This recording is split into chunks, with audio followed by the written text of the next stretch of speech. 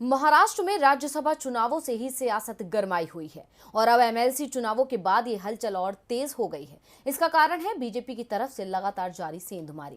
क्या है बीजेपी की इस बेचैनी का कारण? क्यों लगातार सेंधमारी करने की जुगत में लगी है बीजेपी? आइए देखते हैं इस रिपोर्ट में। इन दिनों भारतीय जनता पार्टी की नजर महाराष्ट्र पर है और पार्टी लगातार महाविकास आघाड़ी सरकार में सेंधमारी की कोशिश कर गठबंधन को कमजोर करने की जुगत में है।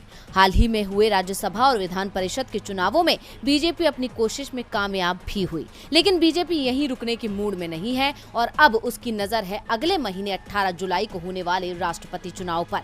ऐसे में विपक्षी एकता से डरी बीजेपी उठापटक में लगी हुई है। गौरतलब है कि राष्ट्रपति चुनाव के लिए विपक्ष के पास 51% और एनडीए के पास 49% वोट हैं। ऐसे में 2% का ये फासला बीजेपी पर भारी पड़ सकता है और विपक्ष के लिए जैकपॉट साबित हो सकता है।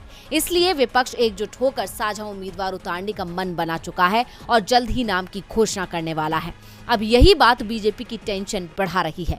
बीजेपी लगातार विपक्षी एकता में सेंधमारी की जुगत में लगी है। हालांकि दूसरी तरफ बीजेपी सर्वसम्मति की कोशिश में भी लगी हुई है, लेकिन बात बनती नहीं दिख रही है। इसलिए बीजेपी बैकडोर का रास्ता अपना रही है, लेकिन विपक्ष बीजेपी के सभी दाव पेच समझ रहा है और डैमेज कंट्रोल में लगा हुआ है। महाराष्ट्र में मची इस हलचल के चलते महाविकास आघाड़ी गठबंधन सतर्क हो गया है और लगातार बीजेपी विधायकों को मनाने में जुटा हुआ है। इसी बीच कांग्रेस नेता केसी वेणुगोपाल ने बीजेपी पर आरोप लगाते हुए कहा है कि ये बीजेपी की विध्वंसकारी नीति है।